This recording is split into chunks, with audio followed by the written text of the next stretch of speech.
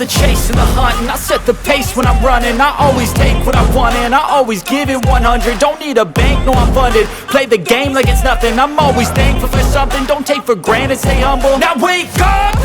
Well, hello everybody, welcome to another episode of CorbinCenter. Season 3 is now in the books, and as I always like to say, the more things change, the more they stay the same. So let's go right into it. We picked up kind of with just a little bit more than, less than actually half of the way through the rest of the season here. And you know, again, this team has continued to show a lot of promise with the defense. And again, it's probably the most optimistic I have been just because of all the facets that have come together to make this defense huge. And one of the things that I gotta share right away is out of the gate, on his return back, Ijibante's playing like a completely different player. I would see him get pancaked. I couldn't see him really. I questioned his strength numerous times, but man, when he came back, he was getting around all the blockers. He got through. He got 2 sacks in his game back. It was great, absolutely great to see, and they're putting up the yardage. And I think one thing that was really consistent here too is Welch Manor is playing a lot better. He's settled down. He's utilizing his run game if he needs to. He's utilizing a lot of different passing. And also, again, the addition of Walkenholz as a main receiver has been absolutely beneficial to always giving him an out. There are a lot of weapons on this offensive team. And when they start to double team, that leaves Gideon Risk open. It leaves a lot of these players open for him to kind of use those as a weapon. And if they're covering him, he just turns on the jets. So I'm honestly not sure. There's 1 year on his contract here coming up. I don't know, but it all is going to depend on how they do in the playoffs, and I think that's the big thing. But one part that we did see is that at least we got to see what potentially could be the future in Ponzai Cochini, and I think that this is the first time that we saw him come in, he threw an interception, and he hasn't really had to play. The thing about Welch Manor is, minus that jaw injury in his rookie year, he was actually pretty solid, all things considered injury-wise, and that's good. This team, honestly, is not as injury-prone as many, and they are roughing other teams up, especially the quarterback's position. But Welch Manor did go down when they were against the Bills. The biggest thing was you noticed that the Bills barraged on that first offensive drive, and they knocked Welch Manor out of the game, which brought in Cochini for a little bit. And on the plays that he was in, he did score 2 touchdowns. We saw him complete the pass. He's got a strong arm, very accurate arm, so he can throw passes in there, threw into double coverage sometimes and still got away with it, which was awesome to see. But, Welch Manor comes back, he's there, so it's good to know that at least if he's out, that the team's in good hands. And again, with the potential of this quarterback position, the leader of this team up in the air, it might be beneficial to see what more we could expect out of Cochini in the upcoming. But again, we had 100-yard rushing games. We've had 100-yard receiving games out of Sturgis, out of Luca.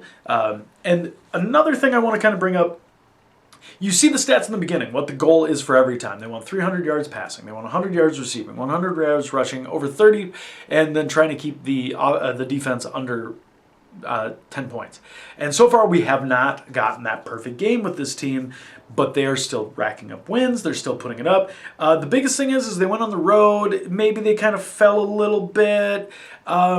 The interesting thing is at least when they came back, this time they made up for Fan Appreciation Day this year. Way better than Season 2.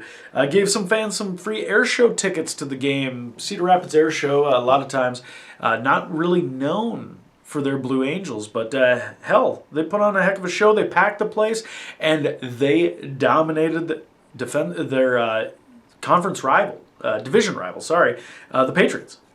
And that was great to see. Now, I'm impressed primarily with the fact that this team is putting up 40-plus points. That is, you can't scoff at that.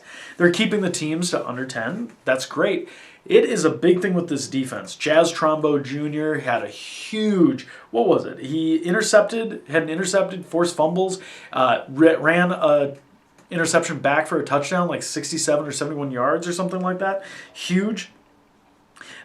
You had a lot of the cornerbacks and free safeties being able to force fumbles. It's that bruising team that we have seen. And again, this is my favorite part about this team. You cannot say that this team is not consistent, because they are.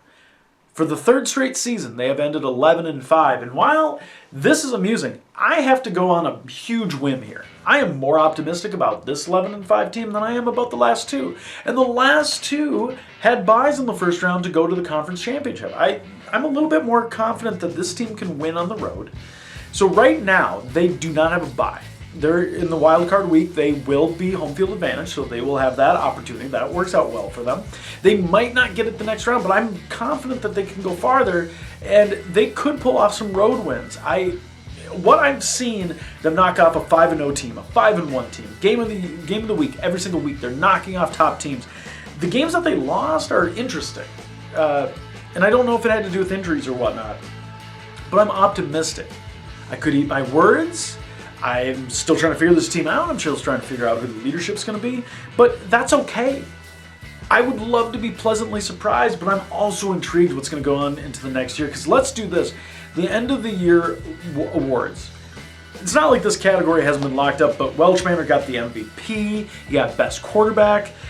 He threw for 3,300 yards, had 29 TDs. And then Sturgis, again, Offensive Player of the Year, best running back. He had 1,300 yards. He had 13 TDs. And then good win here with DeFalco Madhorse picking up the best offensive linebacker. That was great. And look at the Pro Bowl selections. We finally got more than one defensive selection. You have Rockwell making it, Sturgis making it, Luka making it for the first time, having a wide receiver make it. The offensive line across the board has made it all 3 straight years, which we just got to get to really quick because there's something that we need to bring up. But then you have JT Collins, who stepped up, defensive tackle. He made his first one. Deuce Jones, 3 years in a row. Nice job there. Rookie Lamb Mike Frankenfield makes it this time. And then Zanzibar McBurst having a great season as far as like making definitive plays, turning things around. Excellent job. Now here's what I really need to bring up, because this is going to be a pivotal year. I'm not going to talk about the playoffs. I'm not going to talk about what comes up, because what we have to look about is what's coming up.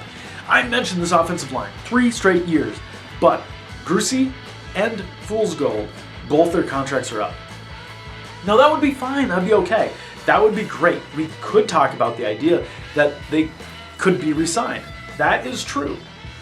But Sturgis' contract is up, and you know they're not going to let him go. He has been a solid part of this offense. He's won Offensive Player of the Year 3 years in a row, best running back 3 years in a row. They're going to sign him. Frank Fulcher, fan favorite, strong safety, still young enough to be signed. His contract's up, and he was the only solid thing for a long time on this team. The only consistent, solid, reliable thing on this team. They're going to lose Rodgers, wide receiver Rodgers, in eligibility. He's going to be 30, so he's out. Jazz Trombo Jr., who we talked about having a phenomenal year, he's going to be eligible, but Jazz is only 23. A middle linebacker who is putting up these kind of numbers, this strong, this young with this team, cornerstone, they got to resign him. They have to. Williams, the cornerback, who they did resign this year to give 1 year to give the boost, probably not coming back. You got a couple backup guys, but here is the thing. I know what you're saying. Like, why can't they re-sign all these guys? Why can't they re-sign? Well, think what's coming next year. But also with that said, they have 2 first-round picks. We don't know what the lineman situation looks like. Do they sign Grucy? Do they sign Fool's Gold? Let the other one walk? Let the other one try free agency? We don't even know what the restricted free agency policies are going to be. But do you use those draft picks to fill those holes on the offensive line? And will the offensive line be cohesive? That's been one of the strongest things that they haven't had to worry about. They've never had to worry about an offensive line. Do you use the draft picks on that? Do you use the draft picks to get the wide receivers that you're probably going to lose this year? Do you fill the gaps on the other side? Right outside linebacker Sanderson, great player. More so from the old regime, but are you going to sign a right outside linebacker? They do have 2 second-round picks as well. Are you going to do that, or do you just pick somebody up in free agency, or do you re-sign him? It's going to be hard to see what these contracts are going to ask, and you got to remember that coming up into 4th and 5th years, while we have a relatively young team, that is when you start to push the salary cap a little bit. And it's going to be very interesting to see what they keep in place. I feel like there are at least 3 that you have to hang on to. 4 or 5 that, if you can, re-sign them. But then you're pushed right up to the wire, and then next year, when you have Welch Mander's contract up, do you put your faith in him? Do you re-sign him? Or does this become the Cochini experiment? Or even Romeo, who they have as backup. They signed both of those guys this year. But I guess what that really depends on is ultimately what ends up happening in the playoffs coming up. If they don't get to the conference championship, I mean, if they don't get past conference championship, you've seen the most consistent team you've ever seen in your life. 11-5, 3 years in a row. Conference championship on and done. But if you're looking to get to a Super Bowl, is Welch Manor your guy? And if Welch Manor has that 1 year, he still has the year, he still has that, who are we going to lose? Who are we not going to resign? There's going to be a moment, a decision-making moment, to find out who is not going to be a part of this team. That's very odd. But at least they have the draft picks to kind of fill those gaps, and I'm not too worried. But the one thing is they got to keep together is this defense, this punishing, brutalizing defense that works in the elements of Cedar Rapids and makes it exciting. Rough, tumble, passing, defense, rushing, keeping teams, sacking teams, keeping them under negative yardage when they're doing their passing offense.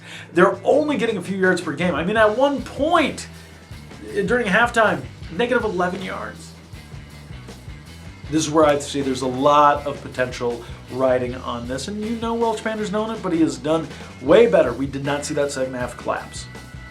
I'm very excited to see what happens in the playoffs this year. And stay tuned, because we'll have a lot to cover on Corbin Center.